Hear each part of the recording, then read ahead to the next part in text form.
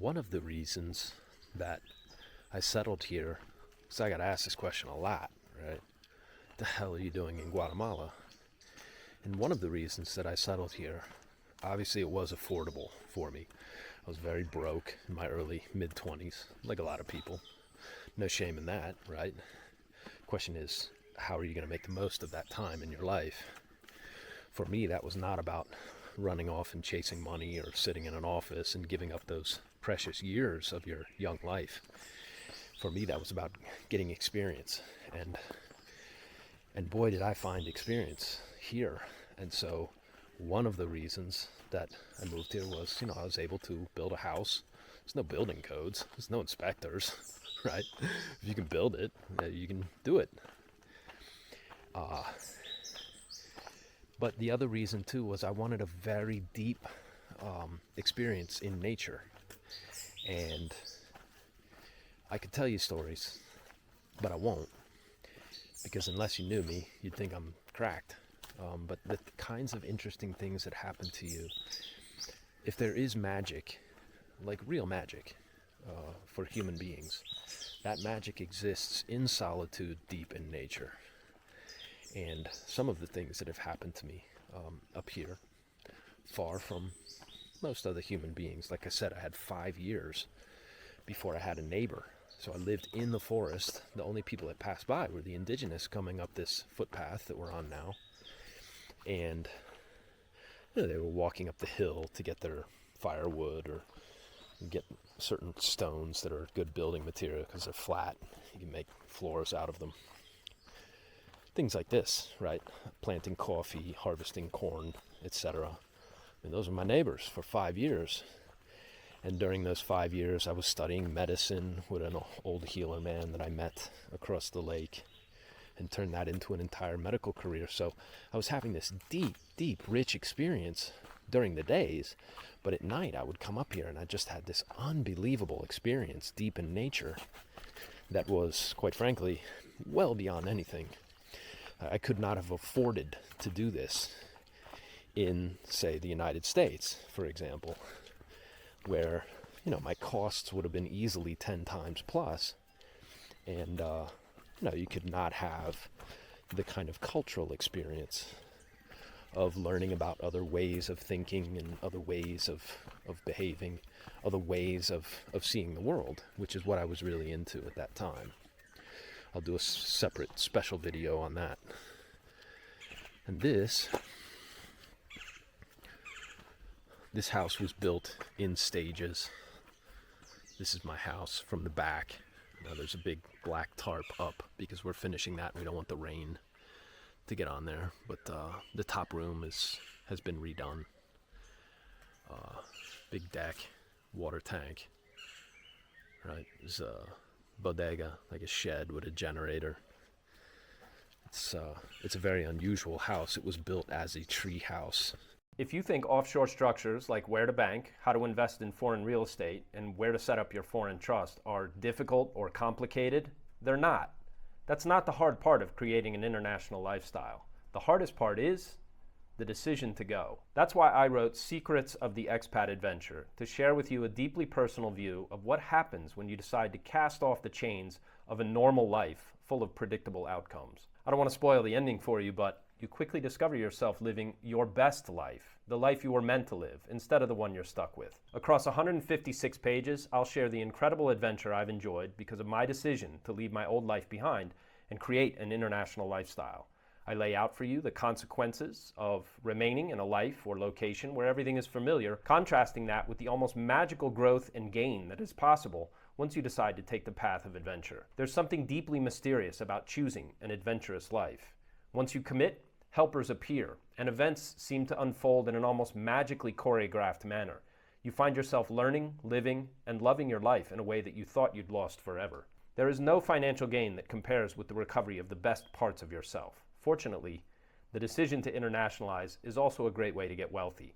I give you real examples of how much easier it was for me to find and profit from the real estate and other investment opportunities I came across simply by choosing to play on the very uneven playing field of developing markets.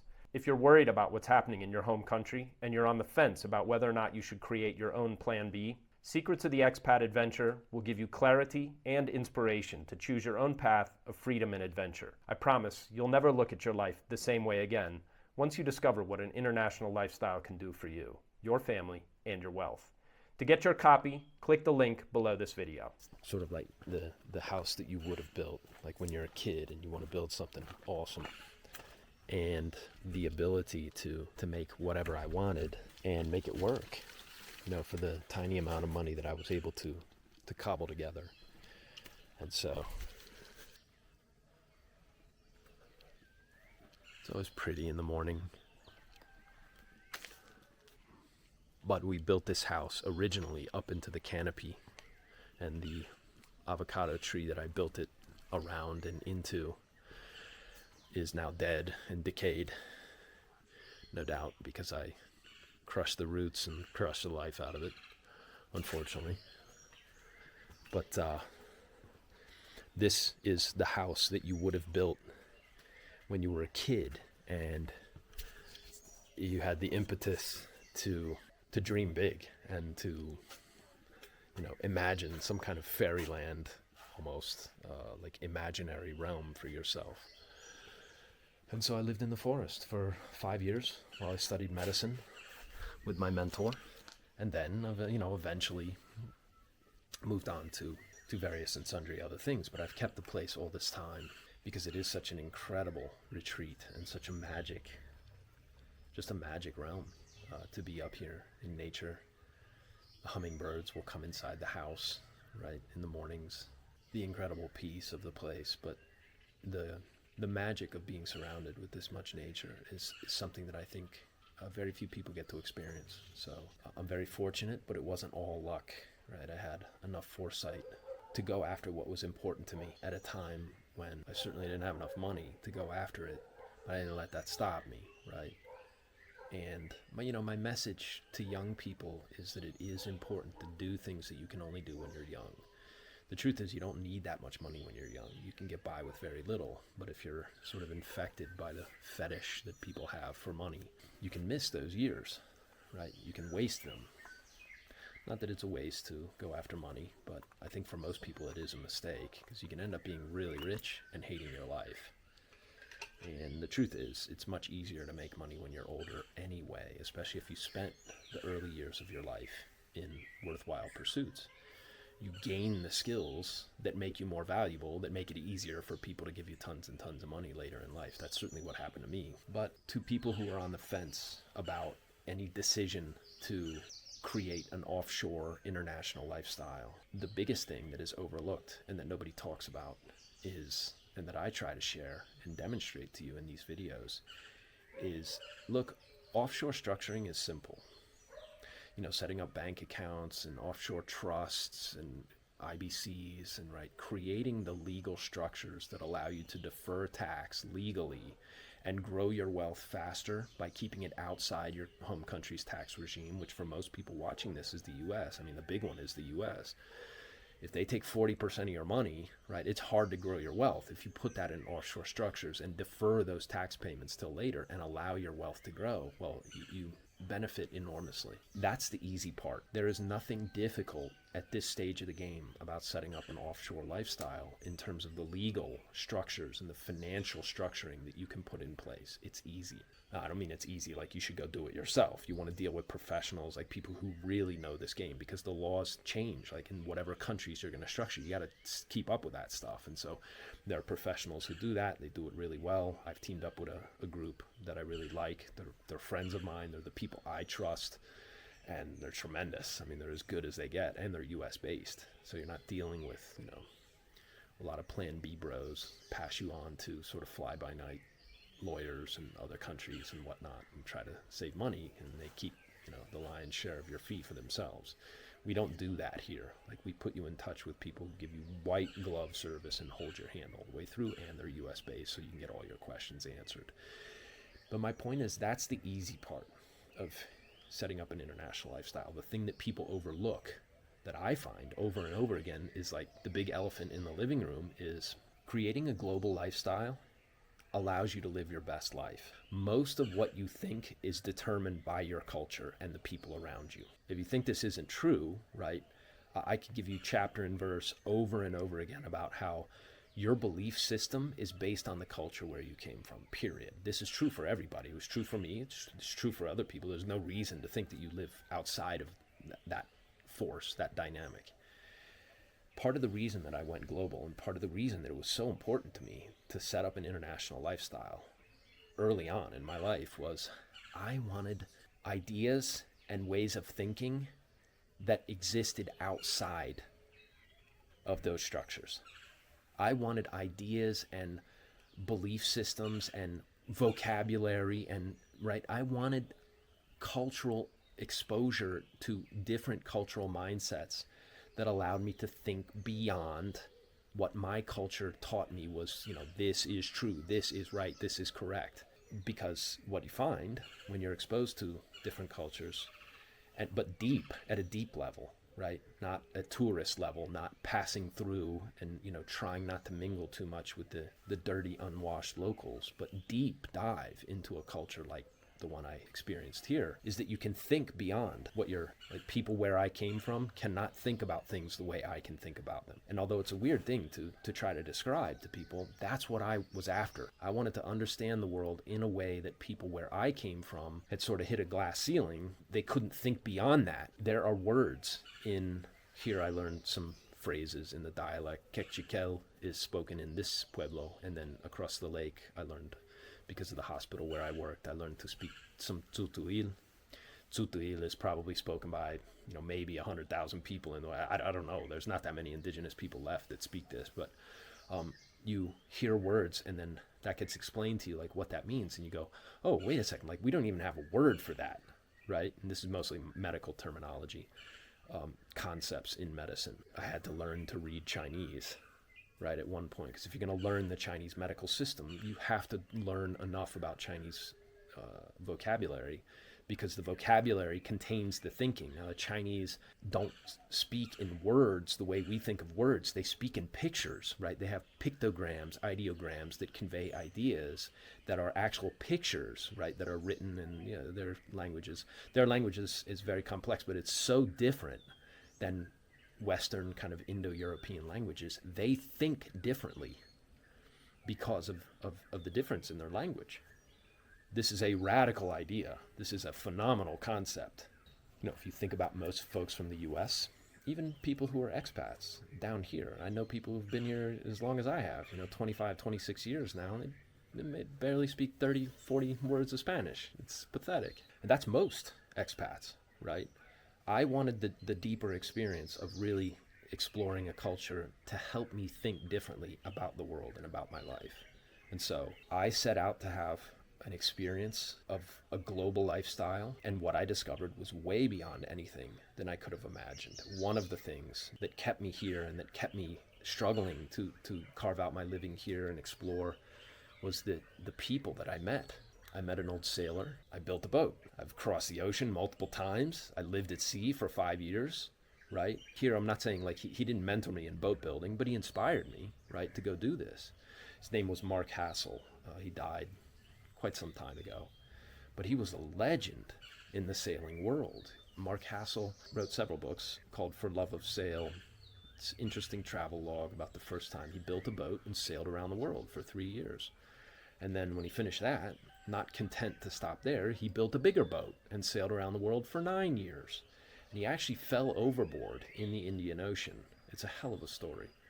And a woman who knew nothing about sailing was on board with him. And it was at night, and she managed to lower the sails and turn the boat around and start the diesel and like saved his life. And so just a tremendous.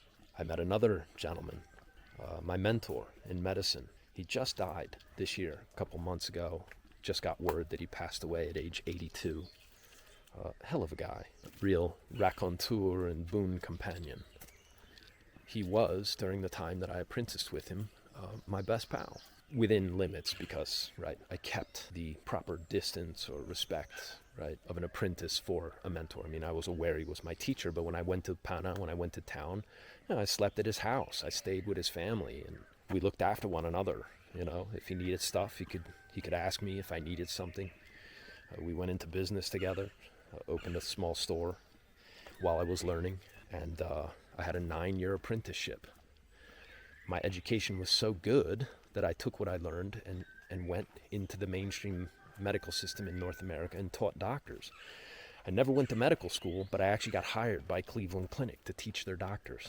Another woman here was a political prisoner in East Germany. I'm going to have dinner with her tonight. I like catching up with her. She's an interesting type. And as a political prisoner in East Germany, she had all kinds of nightmarish stories, I'm sure, right? Not that she talks about them or shares. Not the kind of thing you discuss lightly over coffee. But she escaped. She actually escaped East Germany and was captured at the border and then escaped again, right, and managed to travel around the world. And when communism ended, obviously, I think she was in less danger of being recaptured, but I don't know that much about that part of her story. But she came here and created a program to, the big eyesore in poor parts of Latin America is the garbage. Tremendous, huge amounts of plastic trash. She developed a program that they brought to the schools and taught the children how to stuff plastic wrappers into the plastic bottles, water bottles mostly, right, soda bottles, and then use those as eco bricks to build cheap housing and create walls using chicken wire and what's called rapeo. It's like a light cement. And she was featured by CNN. CNN came down and did a feature segment on her program. It's been taken all over the world, to poor places all over the world, to help reduce garbage and get cheap housing for people. I mean, these are fascinating people, right? That's just a smattering. Those are just some of the highlights. I met filmmakers. I met people who were doing all kinds of just wild, interesting stuff while I was here. And so, friends and family who ask me, but what the hell are you doing there? All these years, I get asked every time, like, oh yeah, I'm headed back to my place in Guatemala. It's like, but why? What are you doing? And the hell is in Guatemala that would keep you down there? And to me, it was just self-explanatory that I was going to have a way better experience for my life, and that has proven to be true. All right, that's enough out of me. If you'd like to talk to me, I put together I put a link below this video. You can book a free 15-minute call. There's no obligation. If you want to talk to me about your situation, you're interested in creating an international lifestyle. That's what I help people do here. Just share my experiences and try to point you in the right direction. If you need to hire any kind of legal help, we can make that happen too. It's good to have a really good legal team in your corner for this stuff. And I also put together 2 books. One is a short primer, my Bulletproof Plan B, to sort of get you up to speed. Like, what is a Plan B? Why would you have one? And what does it need to contain? And the other one is a book that I finished about my own story, my own experience, called The Secrets of the Expat Adventure. The links for all of that are below the video. Thanks for listening. That's enough out of me. And remember, if you want to avoid the coming chaos, the best way is get out of town. I'll be back with more great stuff.